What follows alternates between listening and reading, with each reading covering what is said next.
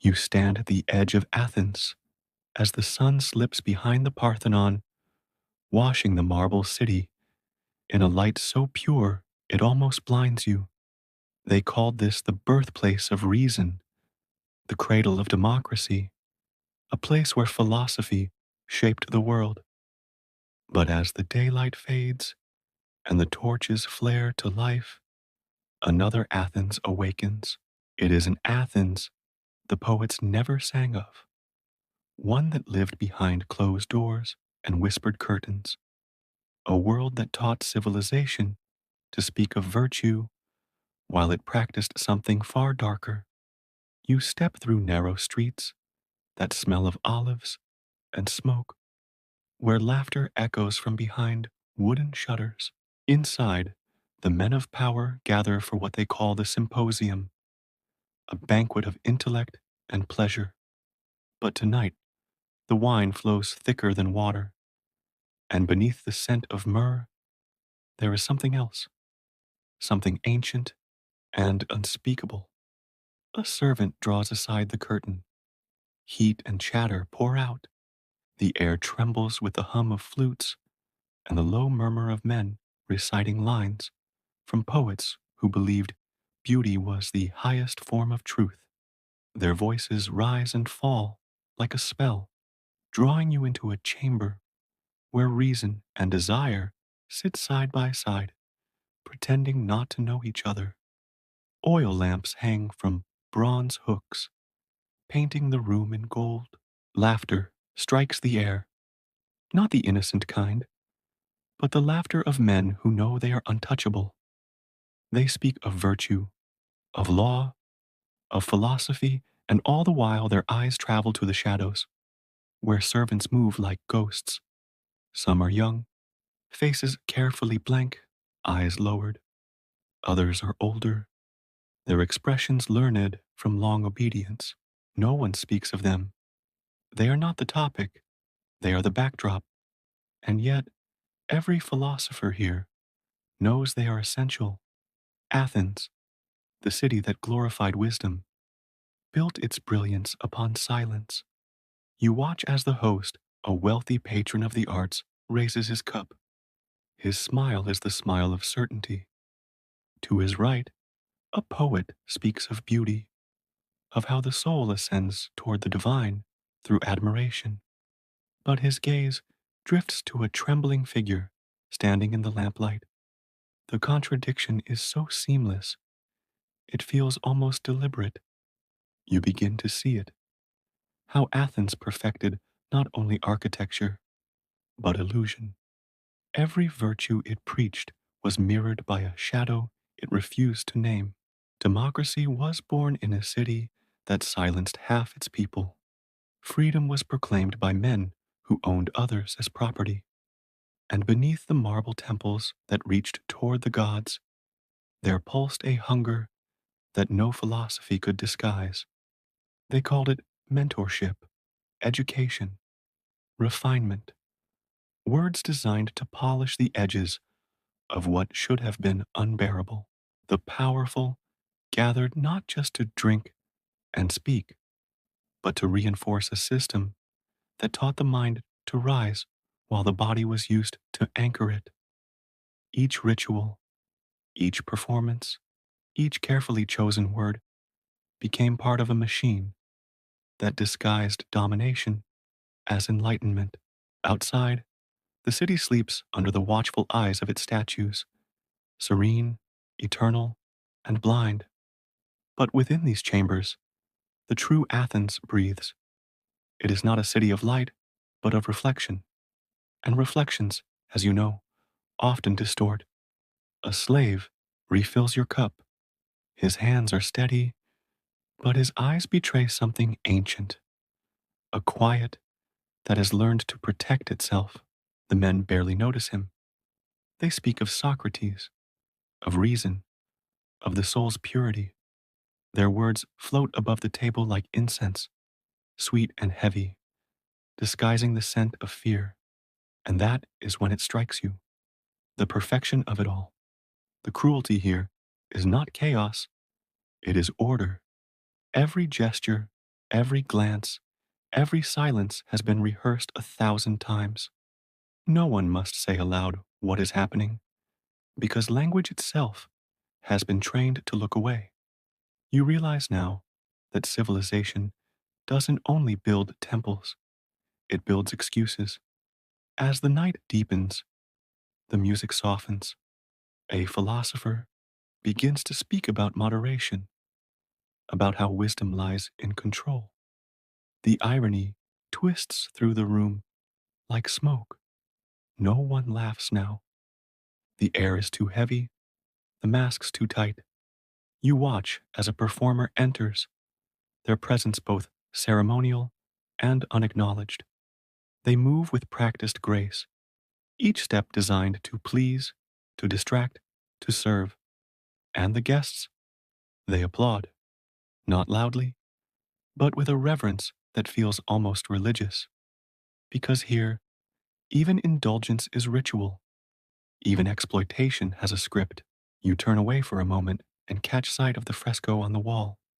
Scenes from old myths, Zeus descending in disguise, Apollo chasing a nymph, Dionysus crowned in ivy and madness, stories of desire dressed as divinity, myths that taught a civilization how to justify its hunger. Outside, the torches flicker against the marble steps. Inside, the night has grown too quiet. The laughter has faded. The conversation now sounds like confession.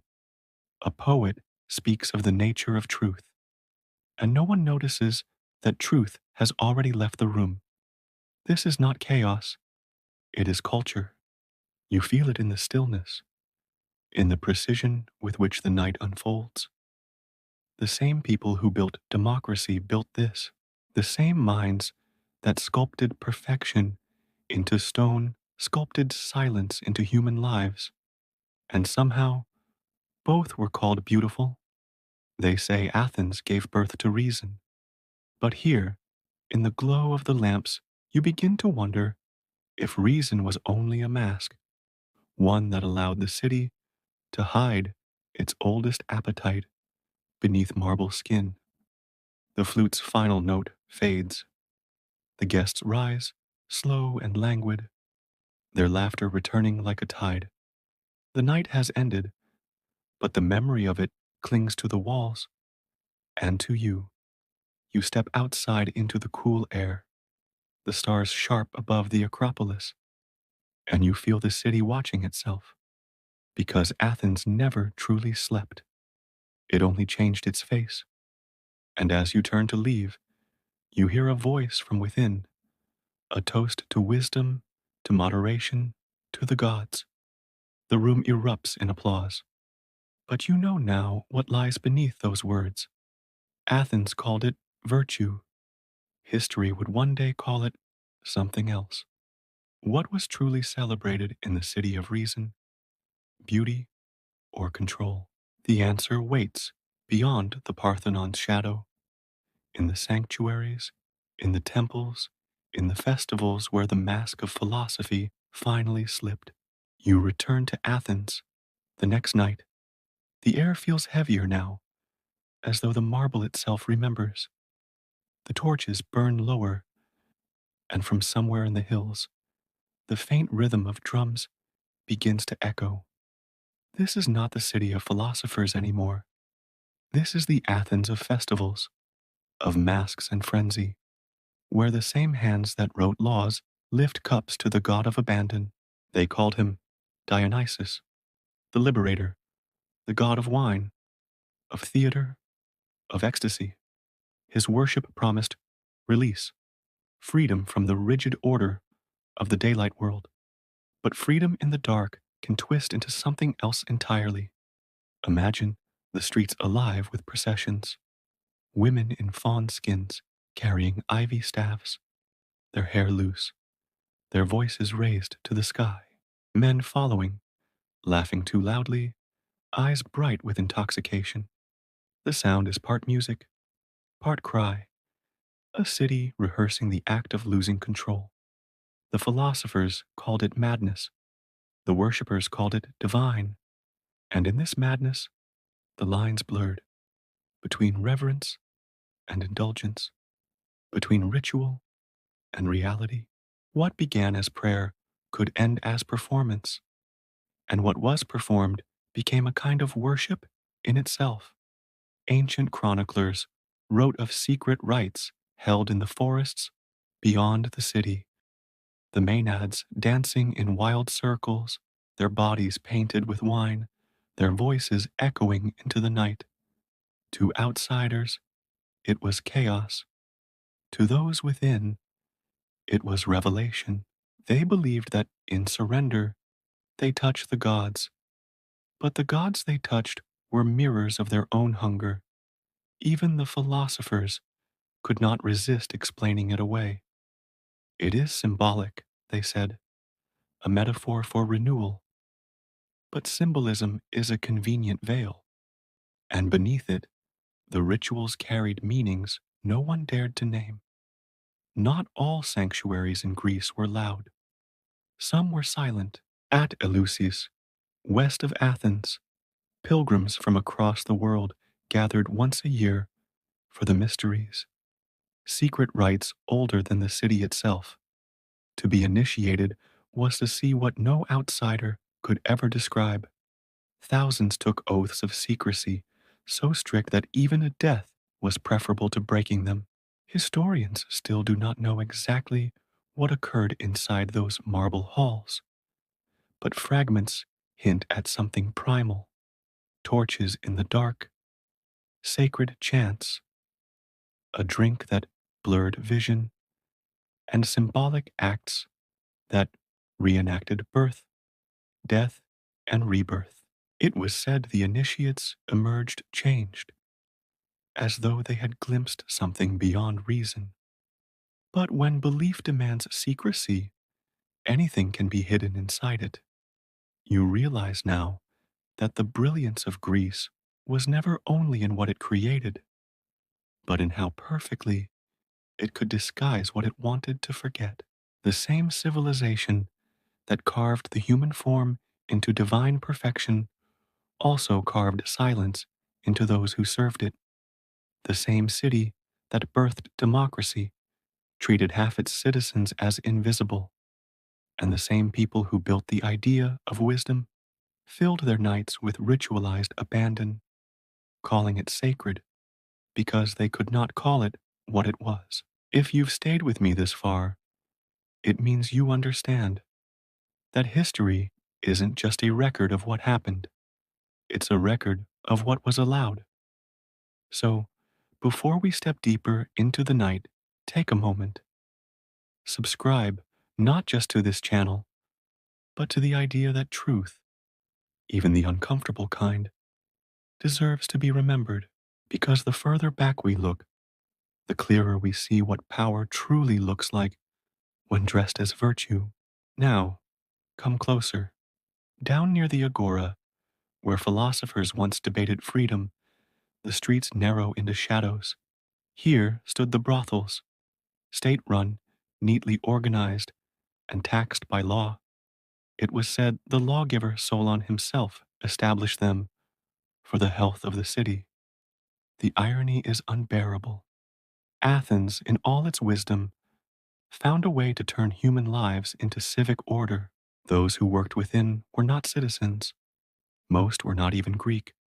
They were bought, sold, and trained. Invisible workers whose very existence allowed the rest of society to pretend at morality. To the city, it was practical. To them, it was a life lived behind doors that never truly opened. Higher above, in the villas of the wealthy, another class of companions lived differently, educated, witty, praised for their conversation and beauty. They were allowed to attend symposia, to speak, to laugh, to entertain. They were admired. But even that admiration had a price. Their brilliance existed only so long as it pleased their audience.